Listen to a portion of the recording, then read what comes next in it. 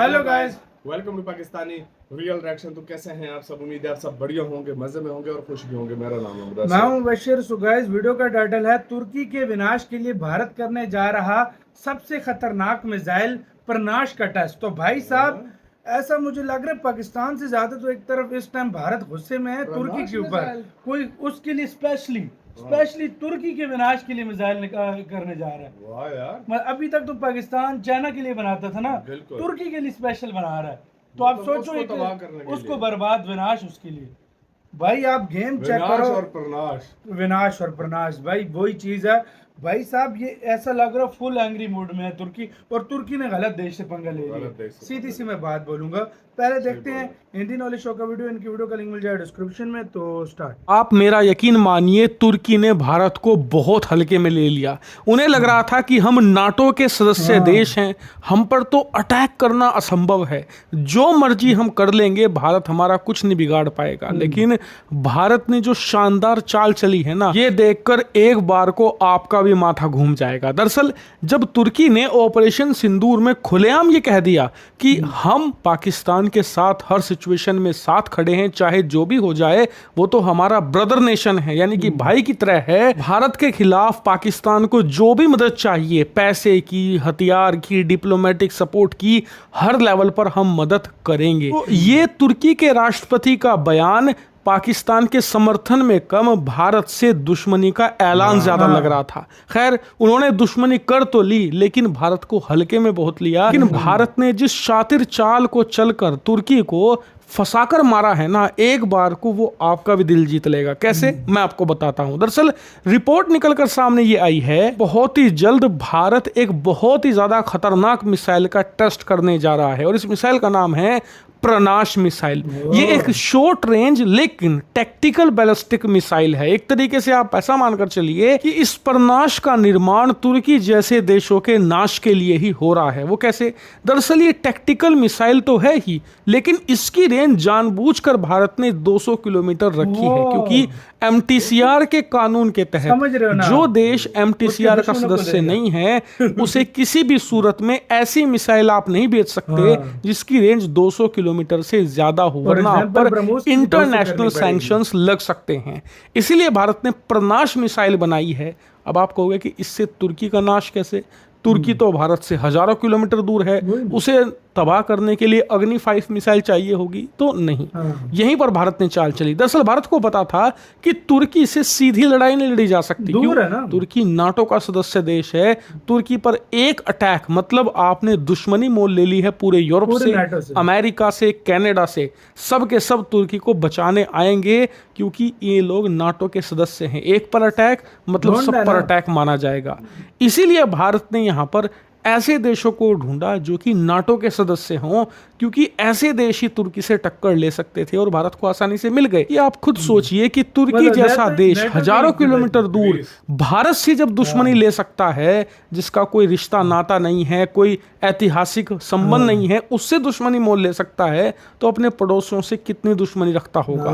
खैर, ग्रीस और यहाँ पर अर्मेनिया, दो ऐसे देश जो तुर्की के कट्टर दुश्मन हैं। इसके अलावा साइप्रस, जो कि एक छोटा देश है, वो तुर्की के साथ एक तरीके से बॉर्डर भी शेयर करता है, क्योंकि तुर्की ने कई दशक पहले साइप्रस पर अटैक करके उसका आधा द्वीप कब्जा लिया था। हाल ही में उस बॉर्डर पर PM मोदी भी दौरा करने गए थे।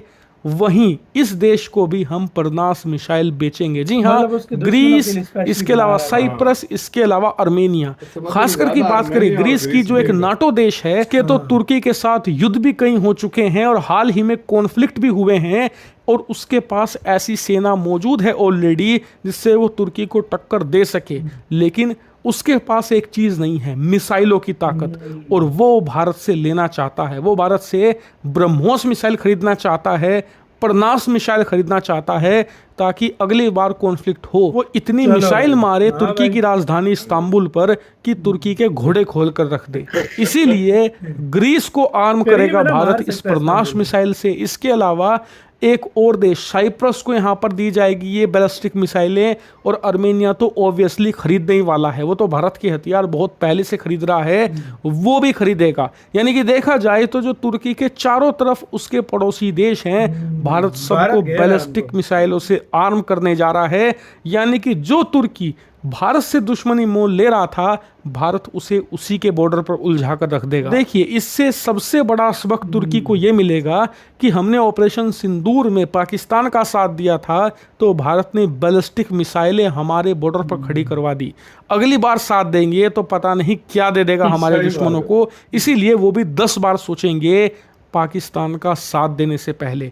इसीलिए इसे भारत का एक बड़ा मास्टर स्ट्रोक कहिए, ये एक मिसाइल नहीं बल्कि तुर्की के नाश का हथियार है। और ये तो सिर्फ तुर्की की बात कही, आने वाले समय में चीन के पड़ोसी हैं वियतनाम, इसके अलावा फिलीपींस, इन सभी देशों को भी भारत आर्म करेगा इन प्रनाश मिसाइलों से। और आपको बता दूं, भारत ऑलरेडी फिलीपींस को ब्रह्मोस मिसाइल दे भी चुका है, जिसका इस्तेमाल वो कर रहा है।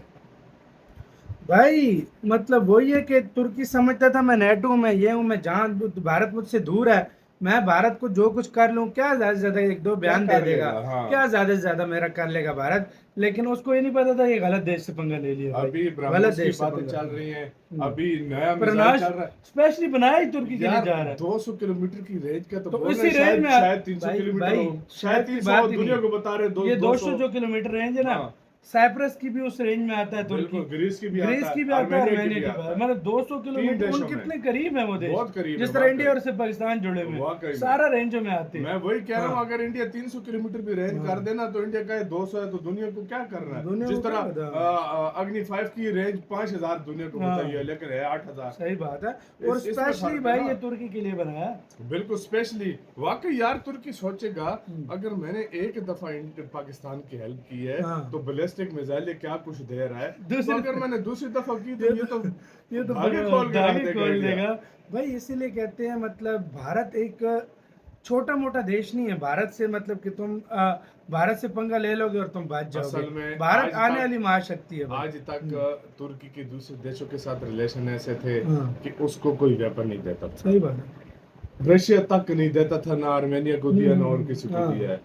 अब इंडिया ने कहा है कि इसको मैं ऐसी चोट पहुंचाऊंगा जैसे इसने हमारे साथ ऑपरेशन सिंदूर के टाइम पे किया था ना, कि पाकिस्तान को वेपन दिए थे। मैं इसके दुश्मन देशों को दूंगा, आर्मेनिया को, साइप्रस को, ग्रीस को, मतलब इनको वेपन अब मिलेंगे।